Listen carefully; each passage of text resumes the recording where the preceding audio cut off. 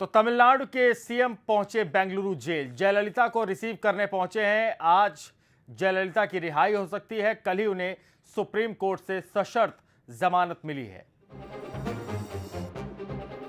तो इस वक्त की बड़ी खबर है ये, जयललिता की आज जमानत होने वाली है। उन्हें जमानत मिली है सुप्रीम कोर्ट की तरफ से, सशर्त ये जमानत मिली है। बहुत सारी उनके सामने शर्तें भी रखी गई हैं कि वो अपने घर पर ही रहेंगी, एक ही आवास होना चाहिए उनके पास। साथ ही बहुत सारे आश्वासन भी उनसे लिए गए हैं कि किसी तरह की ऐसी कार्रवाई न हो आपके कार्यकर्ताओं की तरफ से, समर्थकों की तरफ से, कि शांति इससे किसी भी प्रकार से भंग हो। ये सारे आश्वासन लिए गए। साथ ही बहुत सारी शर्तें भी। 18 दिसंबर तक ये जमानत जो है रहेगी लागू जयललिता के लिए। और ये माना जा रहा है कि अब दिवाली जो है जयललिता की घर पर ही मनेगी।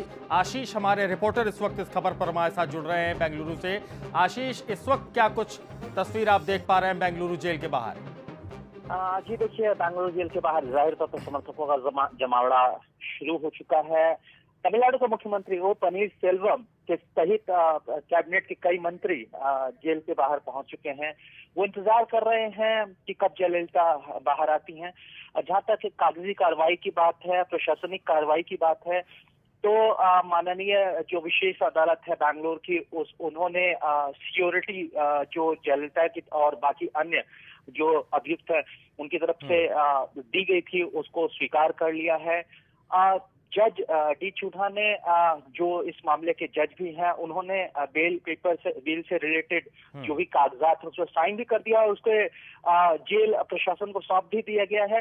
तो जाहिर तौर पे अब किसी भी क्षण कहे आधे घंटे से लेके या उससे थोड़ी देर में जयललिता की कागजी कार्रवाई पूरी हो जाएगी और जयललिता बहुत ऐसा अंदाज लगाया जा सकता है कि लंच से पहले जेल से बाहर आ जाएंगी। जेल से निकलकर सीधे जयललिता पुराने एयरपोर्ट पहुंचेंगे। बैंगलोर शहर का पुराना एयरपोर्ट है जो वीवीआईपी मूवमेंट के लिए सुरक्षित रखा जाता है। वहां से वो चार्टर्ड प्लेन से चेन्नई पहुंचेंगे और चेन्नई में जाहिर तौर पे उनके समर्थकों में काफी उत्साह है। हालांकि चेन्नई का मौसम काफी खराब है, कल से जबरदस्त बारिश हो रही है, स्कूल और कॉलेज भी बंद किए गए हैं बारिश की वजह से, लेकिन फिर भी उनके समर्थकों का उत्साह कम नहीं हो रहा है और वो इंतजार कर रहे हैं कि कब अम्मा वहां आएंगी और वो उन्हें उनसे मुलाकात करेंगी और वो इस उत्साह को, इस उत्सव को और ज्यादा खुश महसूस कर सकेंगे। आशीष, हम आपके पास फिर से लौटेंगे। अपने दर्शकों को तस्वीरें हम दिखा दें। इस वक्त पनीर सेल्वम जो सीएम है वो भी पहुंचे हुए हैं बेंगलुरु जेल के बाहर, और दूसरी तरफ जो समर्थक हैं उनमें जबरदस्त उत्साह देखा जा रहा है। दरअसल अम्मा को लेकर जब वो जेल गई थी, उन्हें जेल की सजा सुनाई गई थी, उस वक्त भी काफी चिंता का माहौल था और इसका असर भी हमने देखा कि राज्य में किस तरह से पड़ा, लोग सड़कों पर उतरे। और उसके बाद जब ये बात सामने आई कि सुप्रीम कोर्ट में जो अपील की गई है वहां से भी किस तरह का फैसला आ सकता है, और इस फैसले के पहले बहुत पूजा पाठ भी जयललिता के समर्थकों ने किया था। इस वक्त जो आप तस्वीरें देख रहे हैं, ये दो तस्वीरें हम आपको दिखा रहे हैं किस तरह से सीएम का काफिला भी पहुंचा हुआ है। सीएम खुद पहुंचे हुए हैं जयललिता के समर्थकों के साथ। पार्टी कैडर के बड़े नेता भी यहां पर उनसे मिलने के लिए पहुंचे हैं। जयललिता आज जेल से बाहर आ रही हैं। 18 दिसंबर तक की मोहलत या जमानत आप इसको कह सकते हैं, जमानत मिली है जयललिता को। और स्वागत के लिए भी बहुत सारी तैयारियां आज की गई हैं, जैसा कि हमारे रिपोर्टर बता भी रहे थे आशीष, कि प्रशासन के लिए भी एक बड़ी चुनौती है, क्योंकि अम्मा के समर्थकों की एक बड़ी तादाद है राज्य में और उसको लेकर चिंता का एक विषय है कि इनको कैसे संभाला जाए। शांति व्यवस्था भी दुरुस्त रखने की ऐसे में ज़रूरत होती है। तो एक तरफ अम्मा का इंतज़ार और दूसरी तरफ समर्थकों का जमावड़ा लगना शुरू हो गया है। सड़कों पर भी इसका असर दिख रहा है, ट्रैफिक पर भी इसका असर दिख रहा है।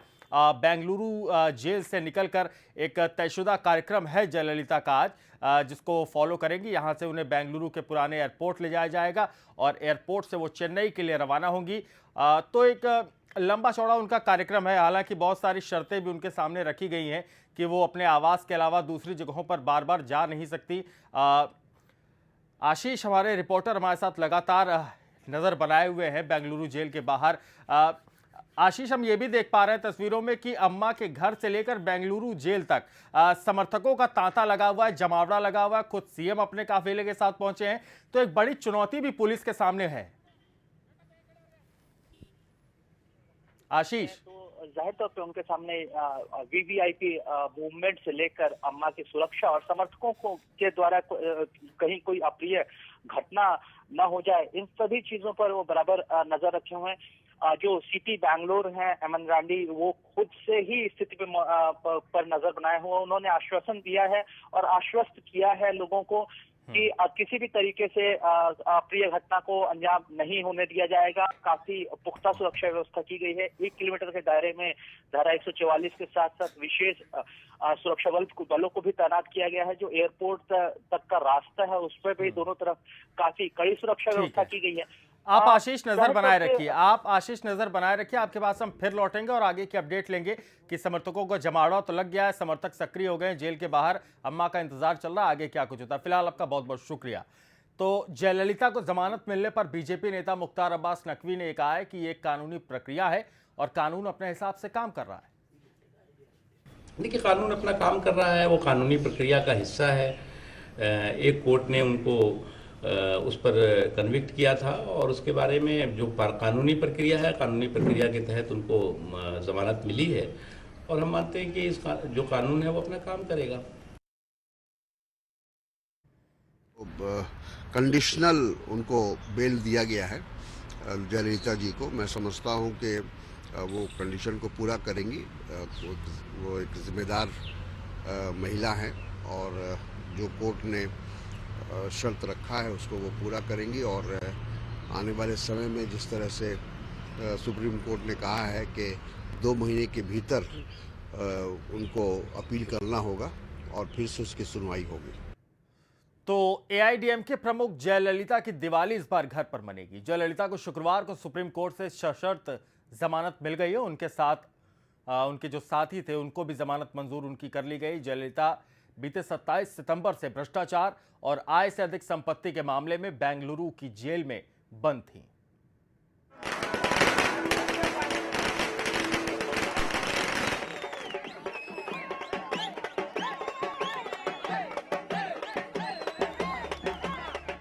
तमिलनाडु की पूर्व मुख्यमंत्री जयललिता को आखिरकार जमानत मिल ही गई। सुप्रीम कोर्ट ने उनकी मिली 4 साल की सजा पर 2 महीने के लिए रोक लगाते हुए उन्हें जमानत पर रिहा करने के आदेश दिए। यानी जयललिता की दिवाली अब जेल की बजाय घर पर मनेगी। उनके समर्थक इससे बेहद खुश हैं और उन्होंने तो आज ही दिवाली मना डाली।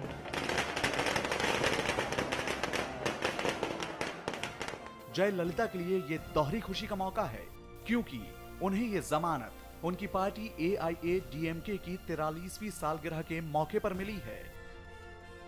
जयललिता को और उसके साथियों को इस आधार पर राहत मिली है कि कर्नाटका हाई कोर्ट ने अभी तक ये सेंटेंस को जो दंड मिली है इसको सस्पेंड करना है कि नहीं करना है, ये इस पर उन्होंने अभी तक बहस नहीं की। एडीएम के 1971 में जो चालू किया है, आज के दिन हमें बेल भी मिल रहा है हमारे लीडर का। ये मुझे बहुत ही संतोष है। 43rd एरिया से जयललिता ने खुद को कई बीमारियों से जूझने और इस मामले में उन्हें सिर्फ 4 साल की जेल की सजा सुनाए जाने को तत्काल राहत दिए जाने का आधार बनाया था।